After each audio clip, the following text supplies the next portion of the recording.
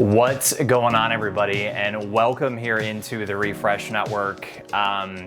It has been quite an interesting stretch, I know, for myself and for so many of you out there as we're all practicing our social distancing. I'm actually out at my lake cabin in the Pelican Rapids area right now, and I have converted my bedroom out here into my Refresh Network studio. So all about just make and do with what we have, right? And finally having an opportunity for me to dive into putting another episode out there. This has actually given me a lot of time to be productive with some stuff that I've been wanting to share with you guys for a really long time.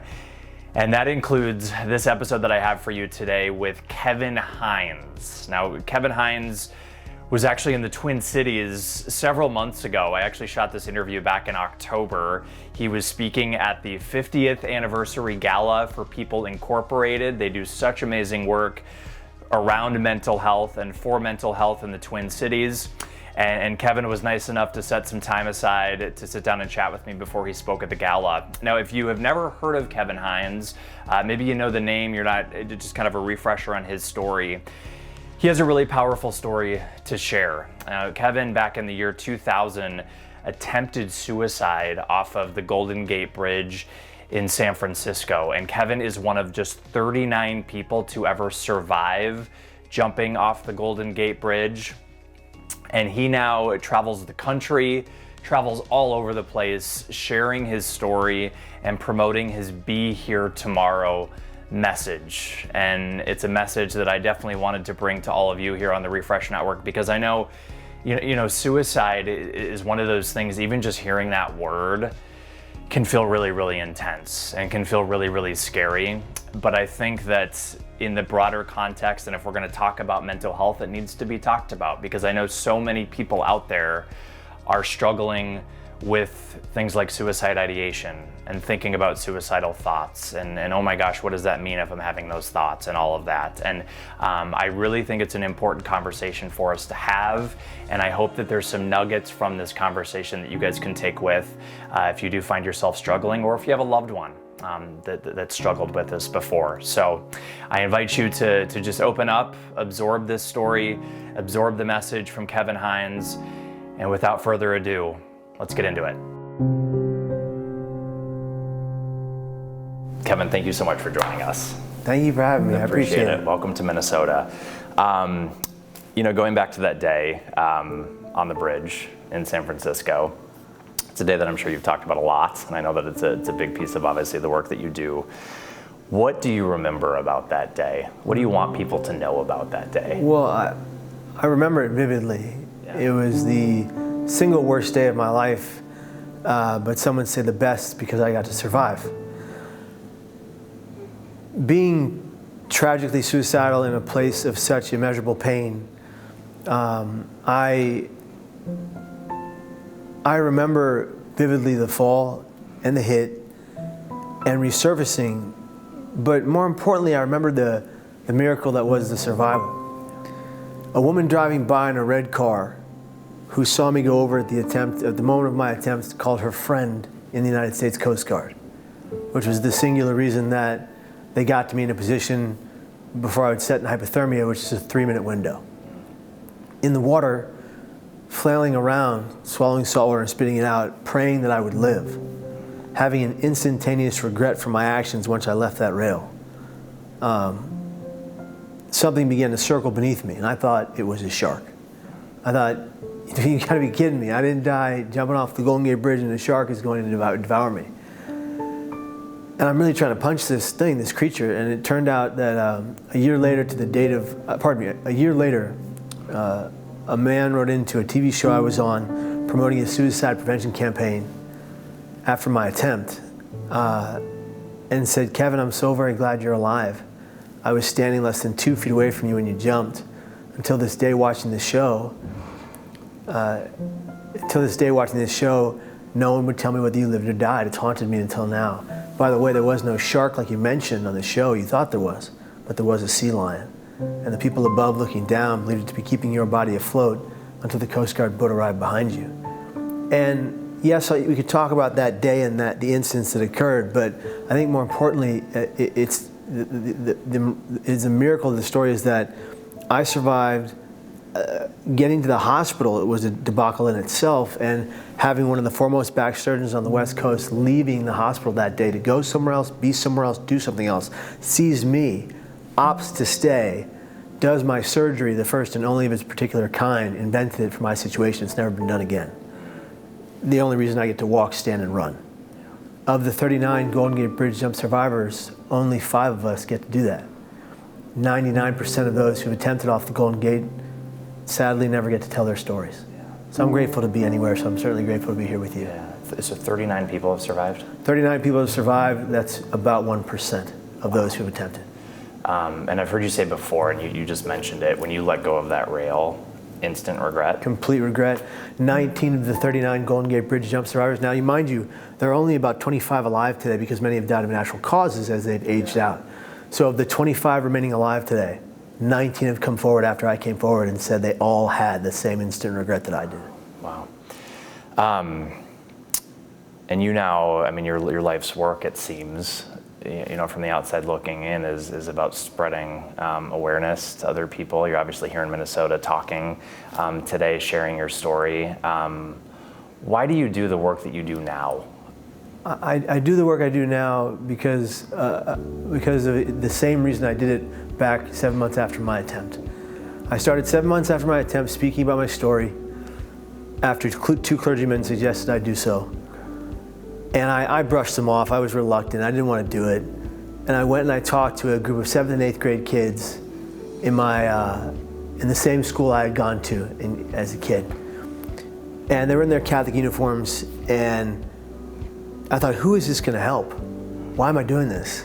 And I gave my presentation holding my cane with my back brace over my clothes, shaking and tremoring and crying the entire presentation, thinking this is going to help no one. And then 8 hands went up immediately. And then 2 weeks later, I got 120 letters from 120 kids that were there. And 6 of them were actively suicidal. Because they were under the age of 18, we got them the help they needed, and they're alive today. And so for that same reason, that the spreading of the message of hope helped individuals stay, that has passed on year after year. It's just grown larger and larger. And I can never say that I save lives. I can say that people tell me that thousands of times over, that that's what the message did for them. And that's why I do it, that I believe hope helps heal. You struggle with bipolar disorder. Yeah. When were you diagnosed? I was diagnosed in May of 1998 when I was 17 and a half. Okay, Yeah. okay. So prior to the suicide attempt, you knew what was going on. I mean, you knew you'd been diagnosed with bipolar so disorder. 2 years of like a rocky road of Okay. like skyrocketing into manic euphoric natural highs and crashing into dark abysses of depression and then repeat. Yeah. And I also have psychotic features, so I have hallucinations, auditory and visual, even till today. I see things and hear things that nobody else can see or hear. But today I know that one is in the distorted reality and one is in the true reality. So for example, if we were in this room today and one of my hallucinations was present, I would know the difference between you and the distortion of reality. Because they engage with me, I just don't engage with them anymore unless I'm really unwell. Yeah. Is there something that people maybe don't realize about bipolar disorder? Are there any kind of like myths maybe out there that you find that people just don't realize, or that people you think need to know? Well, it's multifaceted, right? Yeah. There are multiple kinds of bipolar disorder. There's psychorhythmic bipolar disorder, there's bipolar type 1, bipolar type 2. I have bipolar type 1 with psychotic features, which was later diagnosed with bipolar with schizoaffective diagnosis, but that's something that doctors have gone back and forth on whether it exists or not in the first place. So it's all very confusing. We know very little about the brain even here in 2019. What we do know is that I skyrocket into these manic highs that lead me to massive amounts of creativity, but if I let it go unchecked, I go unhinged. And when I crash into depressions, I become suicidal. And so I live with these chronic thoughts of ending my life. So bipolar disorder and the myths surrounding it involve things like that it's a death sentence. It's not. It's not. You can survive and you can thrive with bipolar disorder with a great deal of hard work. And that's where I'm at. I'm at a place where I dedicate myself to a regimen and a routine that I use to stabilize my brain. When I'm unwell, I get it right back into check. And my wife helps me do that, my friends and my family, and certainly my faith, and I'm lucky that I have that. So, and I want to talk more about your routine here in just a second. So do you still today become suicidal at times? Yes. So that's a very real thing It's for you. It's a regular still. thing for me. I still have thoughts, and I still, occasionally those thoughts end up being me planning. Okay. And so what I do as a coping mechanism, as an absolute stoppage to that situation, is whoever I'm in front of, I say 4 simple but effective words. I need help now. And you'd be surprised at how often I've had to use that in places where people didn't know me, where they actually helped me, because I asked for it. And that's the thing we don't comprehend, is we as people living with this diagnosis or a diagnosis like this, or mental pain of any kind, brain pain as I call it, we believe we're a burden to everybody. And that if we voice our pain, people will just ignore us or let us go. I cannot tell you, I've been suicidal probably thousands of times by now. And when I say I need help now, maybe the first person's not available emotionally, maybe the second person's not available emotionally. Someone is always willing to sit down with me and say, how can I help you get past this moment and this time? Or rather, do I need to get you to a hospital? And any one of those things occurs, and I'm still here with you today. We're so grateful for that, and how refreshing, right? That you say that, because I think that there's a lot of people out there that are obviously struggling with those kinds of thoughts and those kinds of feelings, and just pushing them down. Like, I don't know how to talk about this. I don't know how to what do I do with this? Is there something terribly wrong with me? I just think that's beautiful that you just are able to say that. Because they're 4 words. If we can be vulnerable in our pain, we can survive it every time. You brought up your routine. I wanted to ask you just kind of what goes into it for you, on a daily basis, managing your mental health. I know for me, I'm on a big journey of learning how to do that for myself. I know there's a lot of people out there that are doing the same. What works for you? I think I want to say it could be different for every person. Absolutely. But I think there are some key things that could definitely help everybody. And what I call the art of wellness are these 10 steps to better brain, mind, behavior, mental well-being that are being used by people all over the world. I've published these online. I published them on YouTube videos, and people take them and they utilize them, and they say this dramatically changes their life within 6 to 9 months. So what I do is I wake up and I exercise. 23 minutes in the morning leads to 12 hours of better mood. That is a statistical fact, University of Georgia, thank you very much, all right? So I wake up and I exercise. I'm very hygienic, so I take care of myself there. And then I eat a nice, healthy breakfast. I eat non-inflammatory foods most days, because inflammatory foods affect your brain. Your gut health and your brain health are interconnected. If you have poor gut health, as in the things you are ingesting, you're gonna have poor brain health. You're gonna have more symptoms of depression, you're gonna have more symptoms of whatever diagnosis you're going through. Your food regimen is going to dictate how your brain feels and how you operate and your functionality of your brain. So eat healthily, educate myself, exercise, the 3 E's. And then I have getting a good sleep function most nights, which is tough sometimes on the road, but I really try to focus on that. And then, because if you don't sleep properly and adequately, you're not going to be well mentally. And then one of the things I always talk to people about is being your own personal advocate.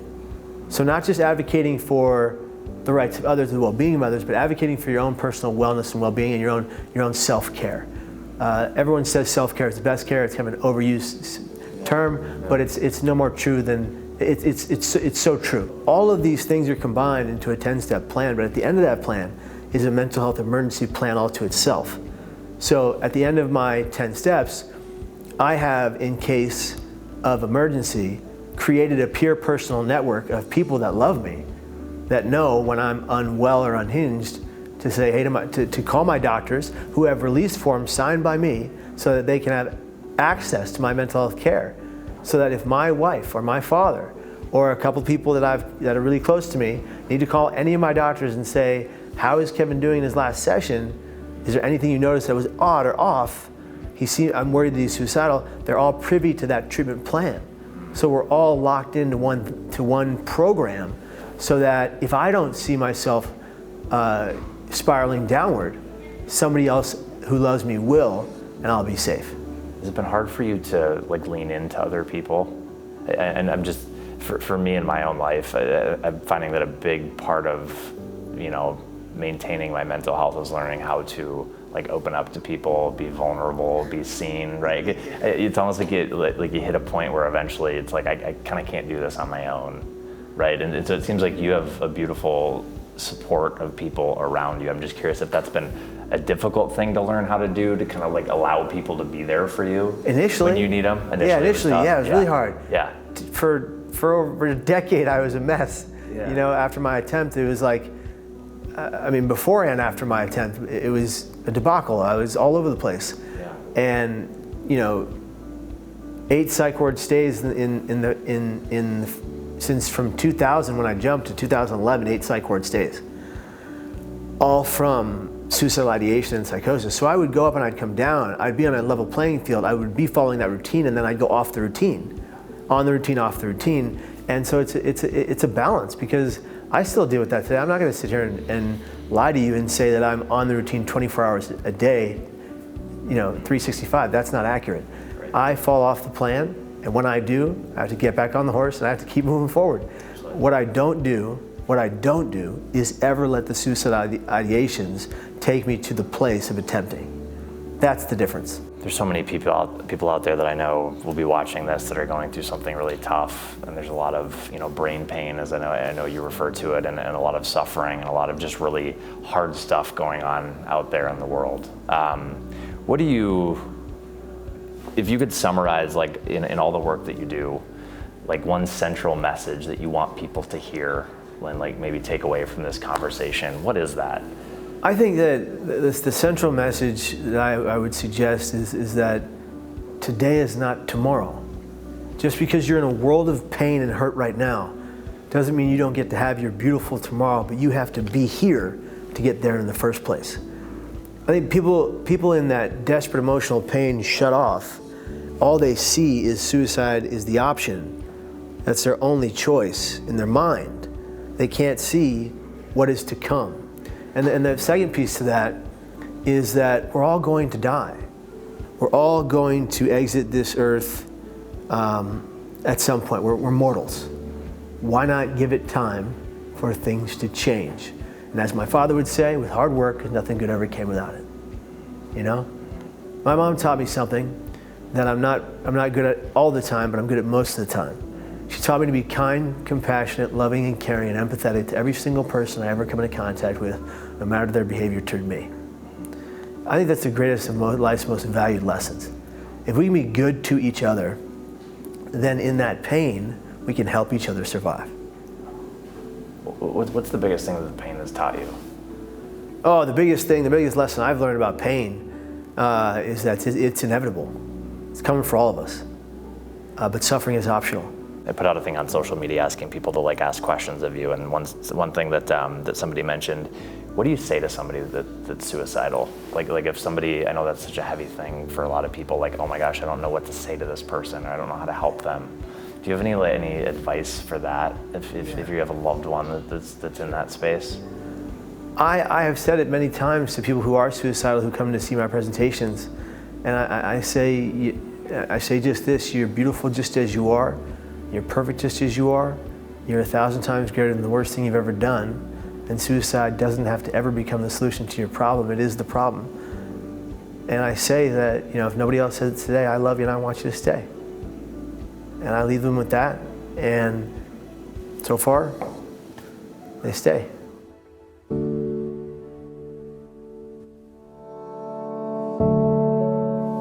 I want to once again thank you, Kevin, for sitting down and chatting while he was in town. You guys, what an incredible quote that is sticking with me from that conversation. He said, if we can be vulnerable in our pain, we can survive it. And oh my goodness, that just hit me when he said that, because I've said for a long time that no matter what you're struggling with, I think there's the struggle itself, which is hard enough. But then when we don't allow others to see us struggling, or when we don't ask for help and when we don't reach out and say, hey, I'm having a really hard time, and allow other people to be there for us. I think that's the stuff that creates shame and that really, really, really takes things to a whole nother level. So I hope maybe that can sit with you and resonate with you, something that you can carry forward no matter where you're at, no matter what you're going through. Kevin Hines, an amazing person. If you want to follow him on social media, I know he puts out YouTube videos. I know he's a great person to follow on Instagram if his message resonates for you. I'll put links to those things in the notes here if you're watching us on YouTube. If not, just search him on all the social media channels and you'll be able to find him. So wherever you are at today, I know this is a really, really intense time. I've actually read some stuff that things like suicide could potentially be rising amidst this coronavirus outbreak. And so maybe this is a really timely conversation for us to be having. And I just wish you all an opportunity to take a deep breath, feel whatever it is that you have going on, whatever you're feeling, whatever thoughts, whatever emotions, whatever sensations are going on for you right now. Invite it along for the ride and continue to take this all one moment at a time. And we're all in this thing together, okay? We'll talk to you soon. Want to thank you once again for watching the Refresh Network, and also remind you that this is not meant to replace work with a therapist. So if you feel you need it, I encourage you to reach out to a trained professional. Also want to mention that if you need it, the National Suicide Prevention Lifeline is always there for you. That number is 1-800-273-8255. Be good to yourself.